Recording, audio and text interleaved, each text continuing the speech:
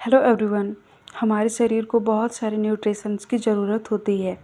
तो चलिए आज की वीडियो में हम जितने भी पोषक पदार्थ होते हैं उन सबको हम जानने की कोशिश करते हैं।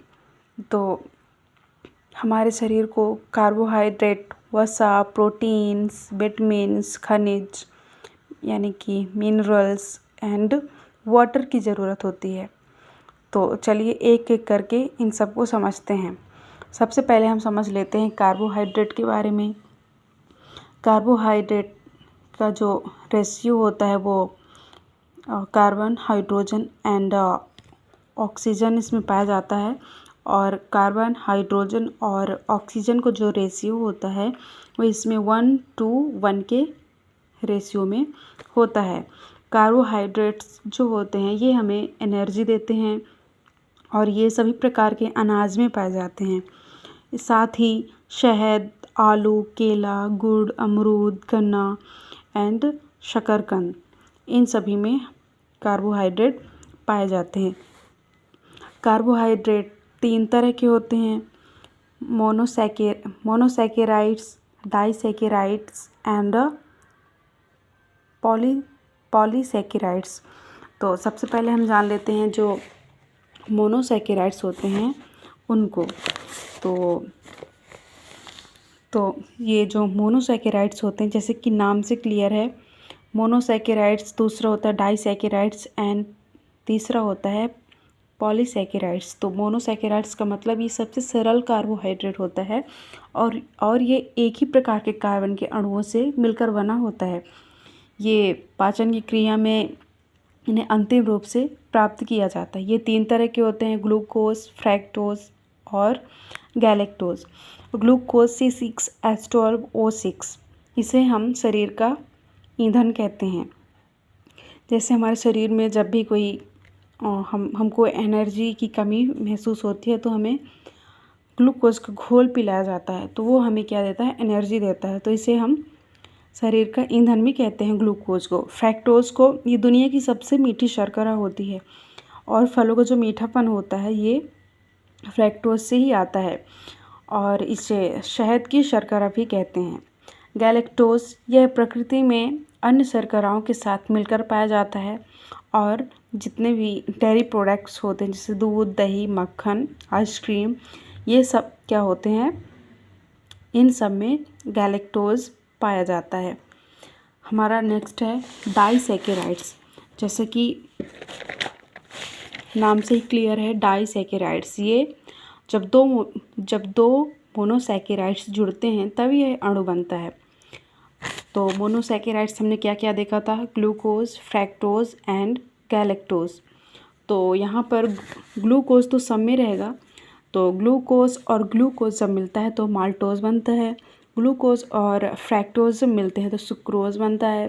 ग्लूकोज एंड गैलेक्टोज जब मिलते हैं तो लैक्टोज बनता है। तो ये सब क्या है, अपने आप में ये मोनोसैकेराइड्स हैं। तो ये सब जब आपस में मिलते हैं तो हमें क्या मिलता है, डाइसैकेराइड्स। तो जो ग्लूकोज और फ्रैक्टोज के मिलने से सुक्रोज बनता है, जो कि ये गन्ने एवं गुड़ की शर्करा में, इसे हम गन्ने एवं गुड़ की शर्करा कहा जाता है। माल्टोज, ग्लूकोज और ग्लूकोज मिलके माल्टोज बनता है, जो कि जौ, ज्वार, मक्का, गेहूँ एवं सभी प्रकार के अंकुरित अनाजों में माल्टोज पाया जाता है। गैलेक्टोज डाइसैकेराइड जो होता है ये दूध में पाया जाता है। हमारा नंबर 3 है पॉलीसैकेराइड्स। ये नाम से जैसे क्लियर है, पॉली तो ये 2 या 2 से अधिक इसमें मोनोसैकेराइड्स भाग लेते हैं पॉलीसैकेराइड्स के बनने में, और ये सबसे जटिल शर्करा होता है। यह भोजन को संचित यानी कि स्टोर करने का कार्य करता है। स्टार्च, सेल्यूलोज, ग्लाइकोजन और काइटिन ये सभी क्या है, ये पॉलीसैकेराइड्स। स्टार्च जो होता है वो पौधों में पाया जाता है, आलू में पाया जाता है और जो कैप्सूल्स होते हैं उनमें भी स्टार्च होता है।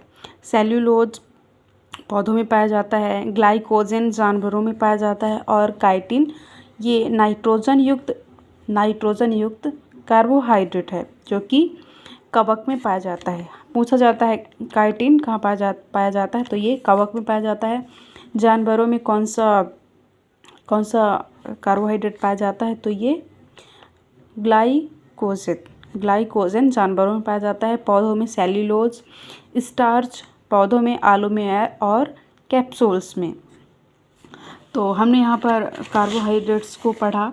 नेक्स्ट हम देखते हैं वसा का मतलब होता है चिकनाई वाले पदार्थ जितने भी होते हैं वो हमारे शरीर को वसा देते हैं, जैसे कि मक्खन, घी, मांस, तेल, पनीर। ये हमारे शरीर को एनर्जी भी देते हैं और बाहरी जो आघात होते हैं उनसे बचाता है। इसमें भी हाइड्रोजन, कार्बन और ऑक्सीजन पाया जाता है। नेक्स्ट देखते हैं प्रोटीन्स में हाइड्रोजन, कार्बन, ऑक्सीजन और नाइट्रोजन पाया जाता है, पर इनका कोई फिक्स रेशियो नहीं होता। पर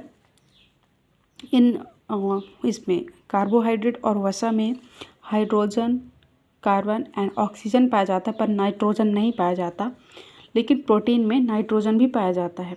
ये जो प्रोटीन्स होते हैं ये बॉडी डेवलप पे काम करते हैं, और ये दूध, पनीर, जितने भी दालें होती हैं उनमें, मांस, मछली, अंडा, इन सब में क्या पाया जाता है, प्रोटीन्स का काम होता है टूटे फूटे अंगों की मरम्मत करना।